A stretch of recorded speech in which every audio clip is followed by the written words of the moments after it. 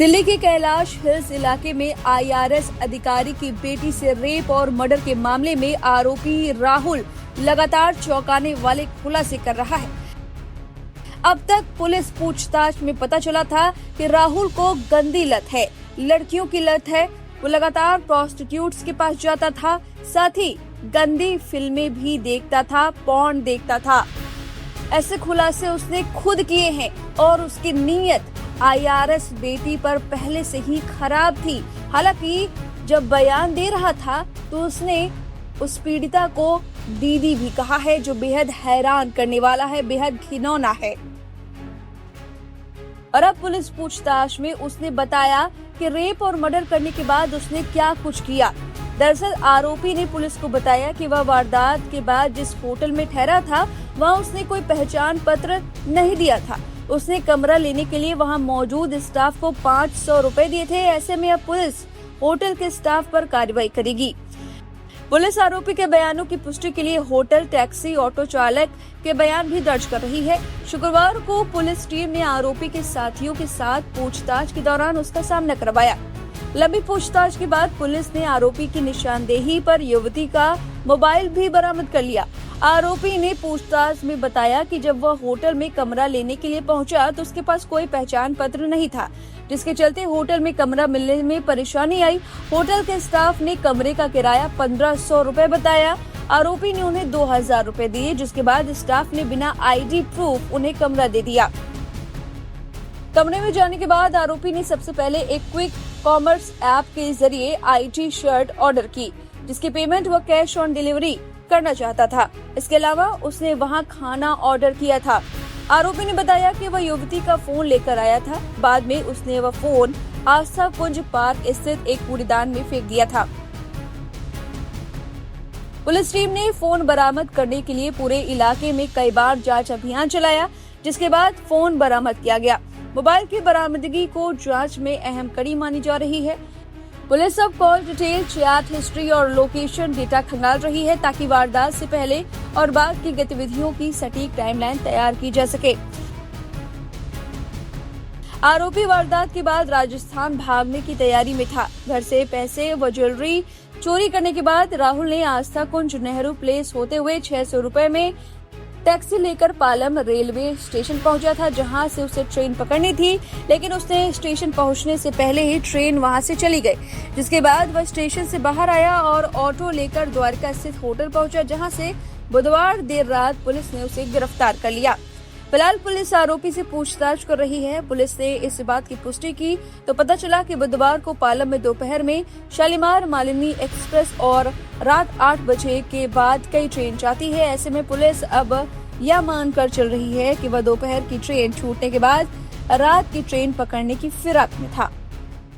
बदतमीजी के साथ ये बयान दे रहा है कि पैसे नहीं दिए, अगर दे दिए होते दीदी ने तो ये कांड ना होता।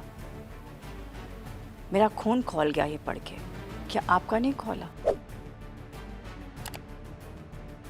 दीदी ने पैसे दे दिए होते तो ऐसा नहीं होता। दीदी कहने वाला ये राहुल मीना है, जिस पर आरोप है कि उसने अपने आईआरएस मालिक की बेटी, जिसे वो दीदी बता रहा है, उसके साथ रेप किया और फिर मार डाला। दक्षिणी दिल्ली के कैलाश हिल्स में हुए इस सनसनीखेज मामले में 23 साल के राहुल मीना ने पूछताछ के दौरान कई चौंकाने वाले राज खोले हैं। आखिर इतने बड़े अधिकारी की बेटी की हत्या उसने क्यों की, इसके पीछे वजह सामने आई है।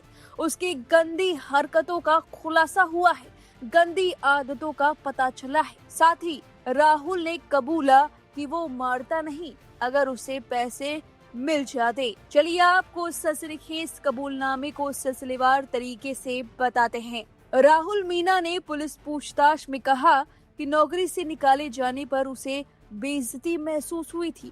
वह इसका बदला लेना चाहता था। उसकी गंदी आदतों का भी पता चला है। दक्षिण दिल्ली में एक आईआरएस अधिकारी की बेटी के साथ हैवानियत करके उसकी जान ले लेने वाले आरोपी पूर्व नौकर राहुल ने पुलिस पूछताछ में कई चौंकाने वाले खुलासे किए। उसने बताया कि किस तरह उसकी नौकरी लगी, निकाला गया, बदले की भावना पैदा हुआ और बुरी आदतों की वजह से हुए पैसों की किल्लत ने उसे इतना खौफनाक अपराधी बना दिया। राहुल न सिर्फ गेमिंग और जुए का आदी था, बल्कि प्रोस्टिट्यूट्स के पास भी जाता था। अपनी कमाई का बड़ा हिस्सा इन गंदी आदतों में खर्च कर देता था।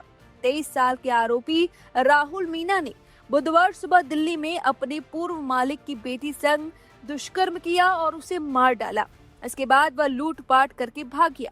शाम को द्वारिका के एक होटल में पकड़ा गया। आरोपी अलवर से भी इसी तरह की वारदात को अंजाम देकर भागा था। आरोप है कि वहां उसने अपनी दोस्त की पत्नी के साथ दुष्कर्म किया और गला दबाकर मारने की कोशिश की। हालांकि उसकी जान बच गई। वो रात को ही एक एम्बुलेंस में बैठकर अलवर से दिल्ली आ गया था और सुबह सुबह दूसरी घटना को अंजाम देने पहुंच गया था। इसके बाद उसका दूसरा टारगेट था आईआरएस अधिकारी की बेटी। कैलाश हिल्स में जब आईआरएस अधिकारी अपनी पत्नी के साथ जिम के लिए निकले तो आरोपी वहां रखी दूसरी चाबी के जरिए घर में दाखिल हो गया। जैसा कि आपको बताया गया कि राहुल पहले वहां काम कर चुका है, दिनचर्या पूरी उसे पता थी, चाबी कहाँ रखी जाती है, सब कुछ जानकारी उसे पहले से ही थी। वह सीधे उस कमरे में गया जहां 22 साल की पीड़िता पढ़ाई कर रही थी। पुलिस का कहना है कि आरोपी ने पहले उससे पैसों की डिमांड की और इनकार करने पर हमला कर दिया। सिर पर किसी भारी चीज से वार करने की वजह से पीड़िता बेहोश हो गई। एक अधिकारी ने बताया कि एक जांच में इस बात के संकेत मिले हैं कि जब पीड़िता बेहोश थी तो उसका यौन शोषण किया गया। इसके बाद वह उसे घसीटकर उस कमरे में ले गया जहां डिजिटल लॉक वाला लॉकर था। उसने पीड़िता के फिंगरप्रिंट से उसे खुलवाने की कोशिश की, लेकिन नाकाम रहने पर लॉक तोड़ डाला। चार्जर केबल से पीड़िता का गला घोटने के बाद वह कैश और गहने लेकर फरार हो गया। पूछताछ कर रहे अधिकारियों का कहना है कि उसे किसी तरह का पछतावा नहीं है। वह सामान्य बातचीत कर रहा है और शांत है। पता चला कि उसके पिता आईआरएस अधिकारी के दफ्तर में ही काम करते हैं। राहुल के पिता ने अधिकारी को कहकर अपने बेटे को उनके घर पर काम पर रखवाया था। आईआरएस अधिकारी राहुल को हर महीने 20,000 रुपए सैलरी देते थे। इसके अलावा राहुल ने कहा कि बोनस आदि भी मिलता था। जुआ से कॉल गर्ल्स तक बुरी आदतों में फंसा था। दिल्ली में रहने के दौरान ही राहुल बुरी आदतों में फंस चुका था। वह न सिर्फ मोबाइल पर गेम खेलने में व्यस्त रहता था, बल्कि जुआ भी खेलता था। इसके अलावा वह बुरी यौन आदतों में भी बिगड़ चुका था। वह कॉल गर्ल्स और वेश्याओं के पास अक्सर जाया करता था और अपनी कमाई का अधिकतर हिस्सा उन पर खर्च कर देता था। इसकी वजह से वह कर्ज जाल में भी फंसता गया।